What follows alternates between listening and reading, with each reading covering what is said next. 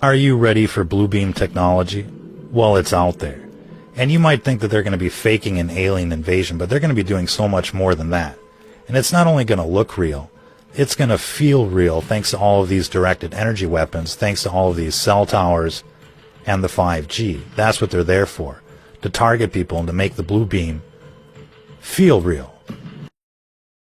Now, how hard is it to deploy them? Not hard. They're not used every day. They're used enough to create a groundswell of conviction that there's an alien threat.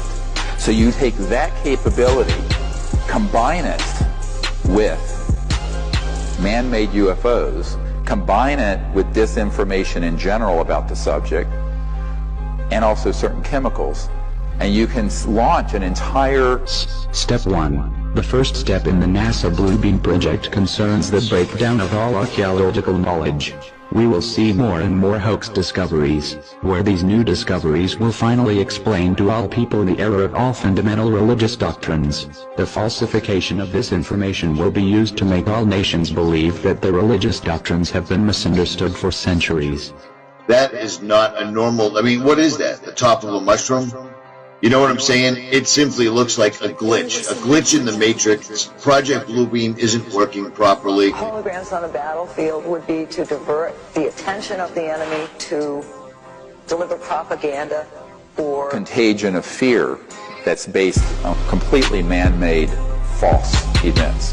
Advanced technologies, you know, and all these talks about microchips. The military started doing a lot of research into sort of implanting chips in troops, and also, you know, sort of even like cyborg technology, you know, integrated into the troops as well. Poisoning of the air and of the principal sources of food and water supply is already well advanced, and at first glance would seem promising in this respect.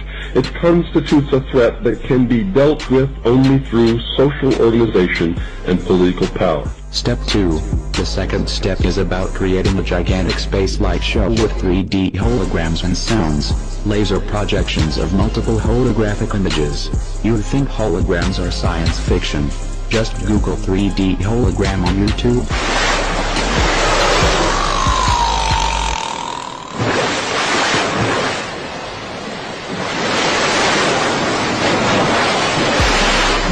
The UFO phenomenon, it has all the earmarks of the most successful, most sophisticated mind control operation in the history of the world, and you are ignoring it. Step 3. The third step is a telepathic electronic two-way communication with extra low frequency, very low frequency, powerful waves which are able to reach everyone on Earth. Using H8ARP wave technology, ELF H8ARP waves can be directly projected into the brain, causing the brain to receive messages. something very frightening to make the enemy run away if you think that he will believe that what you're sending is really an angel, a devil, a UFO. That very well possibly there's going to be an alien invasion. And the government knows it. Right. And consequently they are trying to prepare the people. Create the possibility in the minds of the people of the world that we are being threatened from some other species, from some other planet, and do it in a way that if anybody questions it, or challenged it, or wants to talk about it publicly, that they are ridiculed. They wanted to see how the people will react if the people really thought that there was an alien invasion from another world. It was called War of the Worlds. Step 4. Electronic universal supernatural manifestation designed to deceive will create the following illusion. Make mankind believe an alien invasion is imminent. How are they going to project the images on the sky?